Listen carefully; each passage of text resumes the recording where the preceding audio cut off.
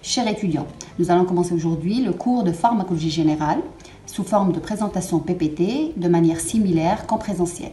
Je vais essayer de parler avec un rythme ralenti pour que vous puissiez suivre sereinement toutes les parties de ce cours. Donc, il est donc utile de savoir que ce cours est destiné aux étudiants de licence SVI S6 qui doivent connaître et savoir utiliser des médicaments de manière optimale et surtout interpréter les résultats de la recherche en pharmacologie générale. Je vais faire l'impasse sur deux parties. La partie de la pharmacocinétique qui va être faite ou réalisée par un autre professeur et la partie de la pharmacologie spéciale qui est plus consacrée aux étudiants de médecine qui doivent connaître les différentes catégories de classes thérapeutiques des médicaments.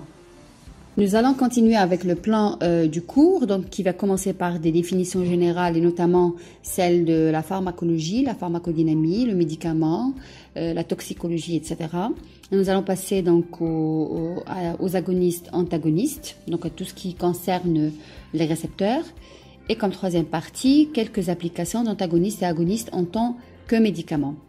Donc, et comme première définition, bien sûr, la pharmacologie, qui est une discipline carrefour qui touche à la fois la pharmacie, la chimie, la biologie, la génétique, la thérapeutique et bien d'autres sciences. Elle-même se subdivise en spécialités multiples. La pharmacologie moléculaire, la pharmacocinétique, la pharmacologie des populations, la pharmacogénétique, etc. Donc en fait, la pharmacologie, c'est une science qui étudie les médicaments. Son étude est capitale en médecine puisque les médicaments constituent l'outil principal et crucial pour remédier aux maladies. On va enchaîner par la pharmacodynamie, qui s'intéresse aux perturbations physiologiques provoquées par les médicaments sur l'organisme sain ou malade. C'est la branche la plus active et la plus riche de la pharmacologie. Elle tend à expliquer l'action exercée par les médicaments sur l'organisme en relation avec des perturbations de mécanismes biochimiques ou physiologiques. Quant à la toxicologie, c'est une branche qui est aussi importante que la pharmacologie. Elle a pour but d'étudier les effets nocifs des médicaments, leurs conséquences sur l'organisme. Donc, ces effets se manifestent lorsque le médicament possède des actions indésirables ou des effets secondaires, mais inséparables de son effet thérapeutique, ou des fois quand le dosage est trop élevé, ou d'autres fois quand un individu se révèle particulièrement sensible au traitement, ou encore, il y a des effets secondaires qui apparaissent suite à des propriétés pharmacologiques inhabituelles. On arrive aux médicaments. Ça pourrait être une substance naturelle, semi-synthétique ou entièrement synthétique dont la structure chimique est élucidée et ayant des propriétés curatives ou préventives à l'égard des maladies humaines ou animales. Le médicament est souvent un analogue d'un médiateur chimique endogène dont il mime ou supprime l'effet. Donc on peut avoir des agonistes cholinergiques, on peut avoir des antagonistes cholinergiques dans le cas de l'acétylcholine ou dans le cas par exemple de la dopamine ou dans le cas de l'adrénaline. Donc il y a plusieurs cas, il y a plusieurs exemples de médicaments qui sont sur le marché qui peuvent être soit des antagonistes à ces récepteurs-là ou des agonistes. Donc, on peut avoir aussi des médicaments qui sont d'origine animale ou végétale ou d'origine des microbiens. Par exemple, la pénicilline, c'est un antibiotique qui est développé à partir d'un champignon, Penicillium notatum. Et pour les végétaux, on a l'exemple de la morphine qui est extraite du pavot. Donc, c'est un analgésique de niveau 3 ou du palier 3 de l'OMS. C'est un alcaloïde principal de l'opium. Et au niveau animal, on a l'insuline ou hormone de croissance, par exemple. Il y a en fait plusieurs définitions du médicament. Tout dépend de la personne qui définit ce médicament. Donc, pour un scientifique, le médicament, c'est une entité moléculaire. Ça peut être petite, grosse, naturelle ou synthétique, qui après administration à un être vivant interfère avec des processus biologiques ou pathologiques de telle manière que l'effet final présente un intérêt thérapeutique. Ces entités sont appelées principes actifs. Alors donc, pour résumer, pour un scientifique, le médicament, ça se résume en principe actif. Pour un pharmacien, c'est une forme pharmaceutique galénique, c'est-à-dire c'est une formulation. Ça peut être des comprimés, des capsules, des sirops, des suppositoires, etc., contenant un ou plusieurs principes actifs accompagnés d'excipients ou d'adjuvants destinés à obtenir une forme administrable pour l'homme. Pour le médecin, c'est tout simplement un outil thérapeutique à sa disposition pour justement remédier aux maladies de ses patients. On va enchaîner avec les dénominations des médicaments, c'est-à-dire les appellations des médicaments. Donc, la dénomination scientifique pour les substances chimiques définies elle doit suivre les règles de nomenclature fixées par l'Union internationale de chimie pure et appliquée, mais en général trop compliquées pour être utilisables par les médecins. Dénomination commerciale, il s'agit de noms faisant l'objet de marques déposées propriété de personnes ou de sociétés correspondant soit à un principe unique, soit à un mélange. Donc c'est une dénomination commerciale qui peut varier d'un pays à l'autre en fonction des sociétés ou des fabricants du pays. Mais le principe actif reste dans la majorité des cas le même entre le pays, mais juste le nom change. Dénomination commune internationale, afin de pallier aux inconvénients respectifs présentés par les dénominations scientifiques et par les dénominations commerciales. Donc, il a été attribué à chaque principe actif utilisé en thérapeutique un nom simple et utilisable dans tous les pays. Quant aux catégories des médicaments, il y a des produits officinaux, c'est-à-dire les médicaments que les pharmaciens doivent détenir dans leur officine, dans leur pharmacie, et dont les caractéristiques sont décrites dans un livre qui est de force loi, c'est la pharmacopée, qui comprennent donc des drogues telles qu'elles ont été définies, par exemple l'opium officinal, ils ont la morphine, la codéine, etc. On a aussi ce qu'on appelle les préparations magistrales. Il s'agit de médicaments destinés à un seul malade, un seul individu, dont la composition est indiquée par le médecin et qui sont préparés extemporanément par le pharmacien. Troisième catégorie et la plus connue, ce sont les médicaments qu'on achète avec leur emballage chez le pharmacien. Ce sont les spécialités pharmaceutiques. On entend par spécialité pharmaceutique tout médicament préparé à l'avance, présenté sous un conditionnement particulier et caractérisé par une dénomination spéciale. Chaque spécialité reçoit une autorisation de mise sur le marché délivrée par le ministère de la Santé. Nous allons passer désormais à une notion très importante en pharmacologie, c'est la fourchette thérapeutique ou l'intervalle thérapeutique, qui correspond à un intervalle entre deux seuils. Le seuil inférieur qui correspond à l'inefficacité du traitement et au seuil supérieur qui correspond à la toxicité du traitement. Donc pour le seuil inférieur, donc si on passe en dessous de ce seuil, le traitement n'agit plus. Si on passe au-dessus du seuil supérieur, le traitement devient toxique. Donc plus la fourchette thérapeutique est large, plus on prend le traitement de manière sereine. Plus la fourchette thérapeutique est petite, plus le traitement est dangereux. Il faut faire attention dans la dose et dans la posologie. On va enchaîner maintenant avec une autre notion qui est celle de l'index thérapeutique qui permet de comparer les substances entre elles au niveau de leur effet thérapeutique et toxique.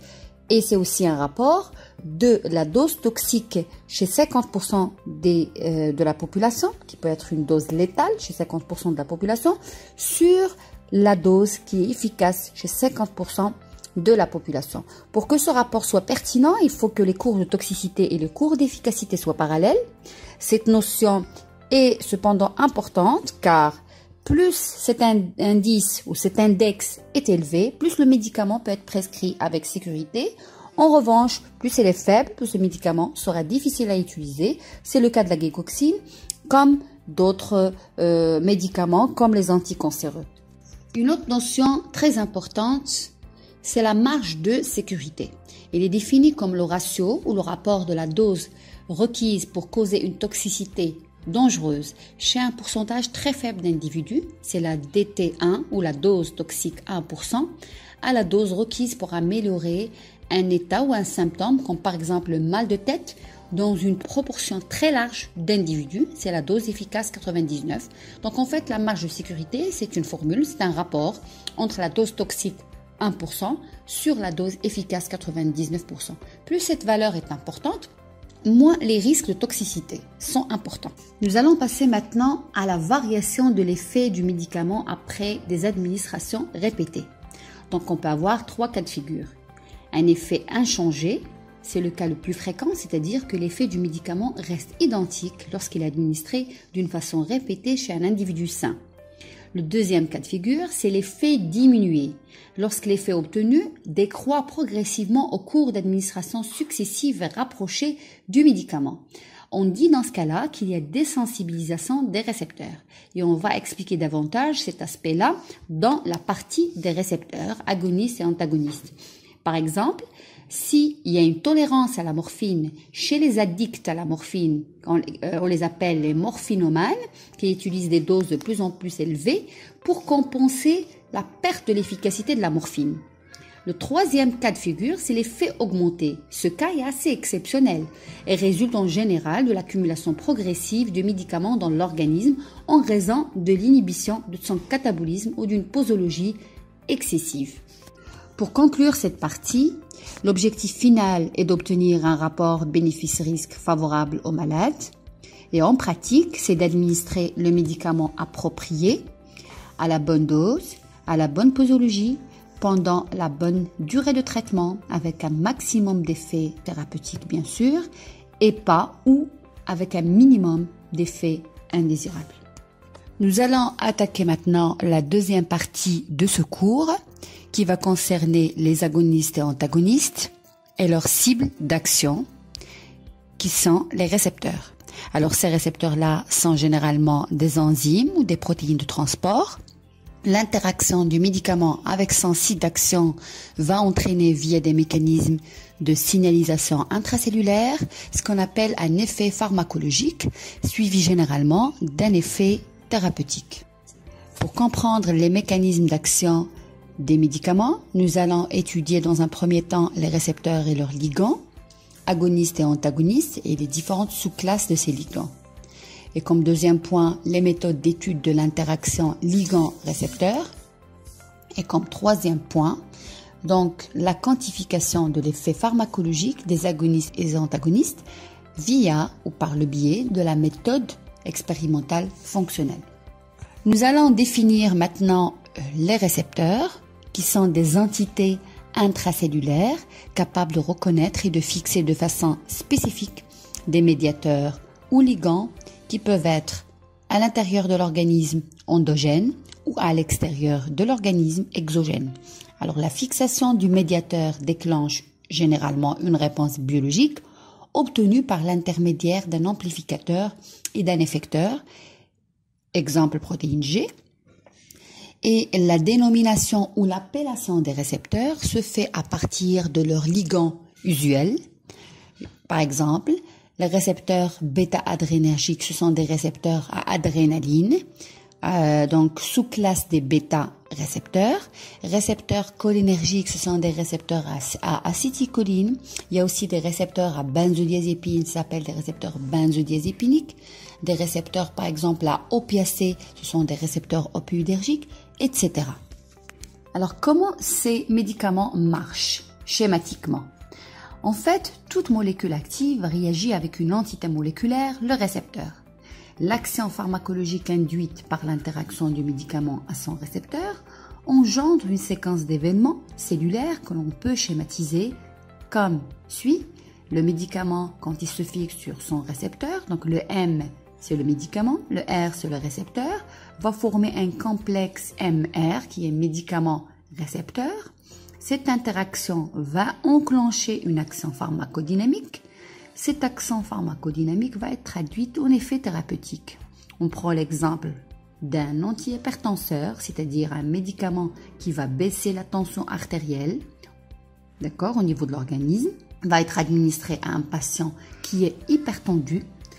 Donc, l'action pharmacodynamique recherchée, c'est en fait la baisse de la tension artérielle, et l'effet thérapeutique recherché, c'est la diminution des symptômes de l'hypertension artérielle, à savoir les céphalées, les bourdonnements d'oreilles, les vertiges, etc. Nous allons commencer par la première catégorie des récepteurs, les récepteurs canaux, qui sont localisés bien sûr dans la membrane plasmique, qui sont transmembranaires. Ils sont classés en deux sous-classes, récepteurs canaux cationiques et les récepteurs canaux anioniques. Alors pour les récepteurs canaux cationiques, ce sont par exemple les récepteurs cholinergiques de type nicotinique, avec canal ionique sodique, il est présent au niveau du système nerveux et des muscles squelettiques. On peut avoir aussi des récepteurs de la sérotonine, des récepteurs du glutamate et de l'aspartate. Alors en fait, l'ouverture des canaux cationiques favorise l'entrée de sodium et ou du calcium dans la cellule. Il entraîne une dépolarisation, une augmentation de l'excitabilité. Deuxième sous-classe des récepteurs canaux anioniques, comme le canal chlorure, c'est moins. Donc par exemple, les récepteurs GABAergiques, qui est par excellence inhibiteur, comme vous le savez, auxquels sont associés les récepteurs benzodiazépines qui modulent l'ouverture du canal perméable aux ions chlore. Donc, on a aussi les récepteurs de la glycine qui favorisent aussi l'ouverture des canaux chlore. Donc, en fait, la pénétration des ions chlore dans la cellule augmente sa polarisation et diminue son excitabilité. Alors, pour le premier cas des récepteurs canaux cationiques, ils sont excitables par excellence, c'est-à-dire ils rentrent dans l'excitation du système nerveux et aussi des autres organes périphériques. Et pour les récepteurs canaux anioniques, comme le canal chlore, c'est généralement des récepteurs qui sont impliqués dans le cas de l'inhibition. D'accord? Donc, ce sont des différents effets thérapeutiques qui sont liés à ces médicaments-là qui vont se fixer sur ce type de récepteur à canal. Donc, dans la même optique, un autre exemple de récepteur ionique de type cationique, donc le récepteur nicotinique, qui est en fait un récepteur cholinergique. On retrouve deux sous-classes de récepteurs cholinergiques nicotiniques, qui est donc cette représentation schématique que vous avez dans la diapositive, et les récepteurs muscariniques, qui sont en fait des récepteurs métabotropiques. Ce sont des récepteurs à protéines. Alors, concernant ce récepteur nicotinique, c'est un récepteur donc cationique, dont le sodium et le potassium sont les ions donc qui vont intervenir justement dans cette excitation de ce récepteur-là. Il est composé de 5 unités comme vous le voyez sur la diapositive. Donc nous allons vous montrer sur ces diapositives un exemple de neurotransmission cholinergique. Pour rappeler le récepteur nicotinique que nous avons déjà expliqué dans une diapositive précédente. Donc au niveau de cette diapositive, nous allons donc expliquer l'influx nerveux, la biosynthèse de l'acétylcholine et l'effet de l'acétylcholine au niveau des récepteurs postsynaptiques nicotiniques. Donc, l'acétylcholine est produite à partir d'une estérification en présence d'un facteur, l'acétyl-CoA, et de l'enzyme acétyltransférase qui va produire l'acétylcholine et qui va la stocker dans des vésicules présynaptiques. On attend donc qu'un influx nerveux arrive, donc un message nerveux arrive. Ce message nerveux, généralement, c'est via donc l'entrée massive du calcium qui va demander donc aux vésicules de faire sortir l'acétylcholine à l'extérieur de la synapse dans la fente synaptique. Il va se fixer, donc une partie de l'acétylcholine va se fixer sur les récepteurs postsynaptiques et va induire l'effet pharmacologique et l'effet thérapeutique recherché.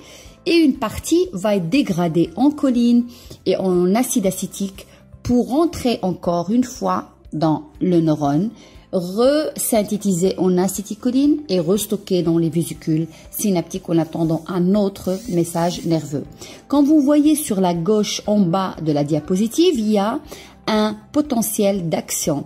En cas de neurotransmission cholinergique, généralement le potentiel d'action est à moins 70 mV au repos. Une fois le message nerveux excitateur est là, donc on a une dépolarisation et après qui arrive jusqu'à plus 40 mV. Et après la dépolarisation, on a une repolarisation, donc un relâchement et une hyperpolarisation et un retour à la normale. Donc il y a toujours une excitation et après l'excitation, il y a un retour à la normale pour qu'il y ait une resynthèse d'acétylcholine en attendant un autre message nerveux et ainsi de suite. C'est l'homéostasie. Donc c'est ce qu'on appelle l'équilibre au niveau de l'organisme. Une autre catégorie de récepteurs après les récepteurs à canal ionique, les récepteurs métabotropes, ils sont couplés aux protéines G. Leur stimulation induit une interaction donc du récepteur avec une protéine G, ce qui induit ensuite donc une production de second messager à l'AMP cyclique, il y a du calcium, etc. Alors exemple, on a les récepteurs cholinergiques de type muscarinique. Nous allons traiter au niveau de cette diapositive un autre type de récepteur enzyme.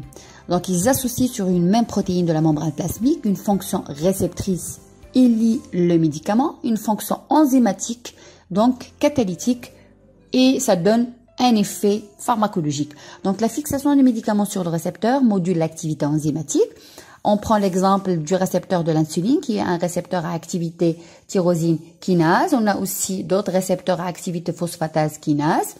Et on a aussi la cyclooxygénase, qui est aussi une enzyme cible. C'est la cible thérapeutique de l'aspirine.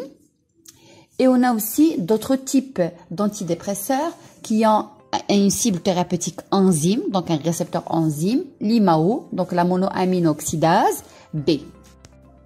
La dernière catégorie des récepteurs, c'est celle des récepteurs nucléaires. Ce sont des récepteurs qui se trouvent au niveau du noyau. Donc, exemple de médicaments qui agissent sur les récepteurs des hormones thyroïdiennes et aussi qui agissent sur les hormones stéroïdiennes. On prend par exemple le cortisol, qui est un médicament qui est anti-inflammatoire par excellence et se fixe sur le récepteur qui est cytosolique, donc au niveau du cytosol de la cellule, et après il fait une translocation du cytosol vers le noyau. Donc après il se fixe sur le noyau et induit des modifications de la transcription de certains gènes responsables de l'inflammation, et par la suite la synthèse des protéines qui vont agir dans l'inflammation, donc l'atténuation de l'inflammation. Donc ceci va être impliqué dans l'effet anti-inflammatoire qu'on connaît des cortisols ou des corticoïdes. Après avoir expliqué de manière approfondie les types de récepteurs sur lesquels agissent les médicaments, nous allons enchaîner maintenant avec les médicaments eux-mêmes. On les appelle des ligands. Alors, un médicament veut dire ligand. Donc, un ligand, c'est une substance qui va se fixer sur des cibles. Les cibles, ce sont des récepteurs. Alors, ces ligands-là peuvent tenir deux rôles principaux. Ils peuvent être agonistes comme ils peuvent être antagonistes. Alors, agoniste veut dire que ces ligands vont se lier à un récepteur, ils vont induire une action pharmacologique ou biologique et va être traduite après par un effet thérapeutique, bien entendu. Exemple, la morphine qui va se fixer sur les récepteurs opioïdergiques de type mu. Il va nous donner un effet pharmacologique qui va atténuer en fait la douleur et un effet thérapeutique qui est celui de l'effet analgésique connu dans la médecine. Alors pour l'antagoniste, donc le médicament va se lier au récepteur, mais il ne va pas induire d'action biologique ni pharmacologique, même s'il y a présence d'un agoniste endogène ou exogène. Donc la différence entre les deux ligands, c'est qu'il y a une action pharmacologique ou une action biologique suite à la fixation de l'agoniste sur son récepteur.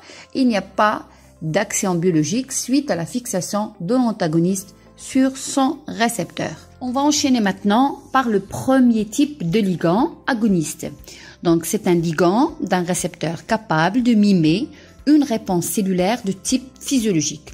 Donc il peut s'agir d'un ligand endogène ou exogène auquel il induit simplement la réponse dite physiologique du récepteur. Donc s'il est endogène, il peut induire une réponse physiologique du récepteur. S'il est exogène, il va induire une réponse biologique suite à la fixation du médicament sur le récepteur. Dans la catégorie des agonistes, donc il existe plusieurs types, agonistes directs. Alors ces substances se lient directement sur le récepteur et induisent un effet pharmacologique. Exemple, la noradrénaline qui se fixe sur les récepteurs bêta-adrénergiques au niveau cardiaque par exemple vont induire un effet biologique ou un effet pharmacologique qui est celui de l'accélération cardiaque. C'est ce qu'on appelle au niveau thérapeutique la tachycardie. On va passer à une autre catégorie d'agonistes, ce sont les agonistes indirects. Alors ces substances ne sont pas réellement des agonistes au vrai sens du terme, mais cette notion est très répandue en médecine. Ils n'ont pas d'action sur le récepteur directement, mais augmentent l'activité de l'agoniste direct. On prend l'exemple de l'acétylcholine. Alors normalement, une fois l'acétylcholine fixée sur son récepteur directement, par exemple nicotinique, il va agir et va induire son effet pharmacologique qui est dans le cas du système nerveux central, ça va donner un effet excitateur. Au niveau cardiaque, ça va donner un effet inhibiteur. Et au niveau du tube digestif, ça va donner un effet excitateur. Donc, on prend l'exemple d'un médicament commercialisé sous le nom de prostegmine ou son nom scientifique, la néostegmine. Alors, son rôle, c'est un agoniste indirect, c'est-à-dire il va Donc, en regardant la diapositive, la représentation schématique qui est sur la diapositive des agonistes indirects, donc cette myostigmine, c'est en fait un inhibiteur de l'enzyme qui détruit l'acétylcholine, qui s'appelle l'acétylcholinestérase. Donc, va inhiber cette enzyme-là qui va dégrader l'acétylcholine. Si on ne dégrade pas l'acétylcholine, cette acétylcholine qui est en fait un ligand direct des récepteurs nicotiniques va se fixer sur le récepteur nicotinique et va nous donner l'effet qui est demandé à l'acétylcholine. Donc cette myostigmine ou prostigmine, c'est un médicament qui agit dans le cas de la myasthénie. Parce que si on a un faible taux d'acétylcholine, on se sent fatigué, on se sent très faible. Donc, ce médicament vient pour remédier, en tant qu'agoniste indirect, remédier à cette faiblesse musculaire, à cette fatigue musculaire, en inhibant l'enzyme de l'acétylcholinestérase qui va détruire l'acétylcholine et qui va laisser l'acétylcholine se fixer sur son récepteur et donner cet effet pharmacologique qui est en fait excitateur. Donc, on va être plus énergique. On continue toujours dans les agonistes indirects et on prend l'exemple de la maladie d'Alzheimer où on retrouve un déficit accru dans la neurotransmission cholinergique. Dans ce cas, on utilise un inhibiteur de l'acétylcholinestérase de la même manière que la néostigmine, comme la rivastigmine, pour augmenter cette neurotransmission.